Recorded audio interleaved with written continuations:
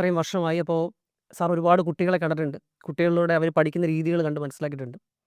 അവർ പ്രധാനമായിട്ടും സാറിൻ്റെ ശ്രദ്ധയിൽപ്പെട്ടിട്ടുള്ള അവർ ചെയ്യുന്ന പ്രധാനപ്പെട്ട തെറ്റുകൾ എന്തൊക്കെയാണ് കണ്ടിട്ടുള്ളത്?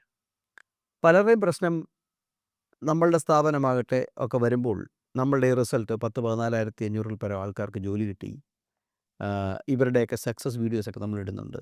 അപ്പോൾ ഇവിടെ വന്നൊരു സീറ്റ് കരസ്ഥമാക്കിയാൽ ഉടനെ ജോലിയായി എന്നൊരു തെറ്റിദ്ധാരണ പലർക്കുമുണ്ട്. അങ്ങനെയൊന്നും കിട്ടില്ല. ഞങ്ങൾ പറഞ്ഞു തരുന്ന വഴി കൃത്യമായി പാലിക്കണം. അതിൽ ഒരു പ്രവർത്തന നൈരന്തര്യം ഉണ്ടാകണം, ആത്മവിശ്വാസം ഉണ്ടാകണം, പ്രസ്ഥാനത്തിൽ വിശ്വാസമുണ്ടാകണം. നമ്മളിവിടെ ചെയ്യുന്ന എന്താണ്, നമ്മൾ ധാരാളം എല്ലാ വെറൈറ്റി ഓഫ് ക്വസ്റ്റ്യൻസും കൊടുക്കുന്നു. പരീക്ഷയ്ക്ക് കുട്ടികൾക്ക് സർപ്രൈസ് ഉണ്ടാകില്ല എന്ന കാര്യമാണ് നമ്മൾ ഉറപ്പ് വരുന്നത്. നല്ലതുപോലെ ടീച്ചിങ് അവേഴ്സ് കൊടുക്കുന്നു. പിന്നെ ലാബുണ്ട്, ലൈബ്രറി ഉണ്ട്. ഇതിലെല്ലാം പരമാവധി ഇരിക്കാൻ അവരെ പ്രേരിപ്പിക്കുന്നു. 6 മാസം കഴിയുമ്പോൾ കോഴ്സ് കഴിഞ്ഞു പൊയ്ക്കോളൂ എന്ന് പറഞ്ഞവരെ വിടുന്നില്ല. അവരെ ജോലി കിട്ടുന്നതുവരെ അവരെ പ്രേരിപ്പിക്കുന്നു പഠിക്കാൻ. പിന്നെ ഒറ്റ കാര്യം, അറ്റൻഡൻസിൽ നമ്മൾ ഒരു വിട്ടുവീഴ്ചയുമില്ല.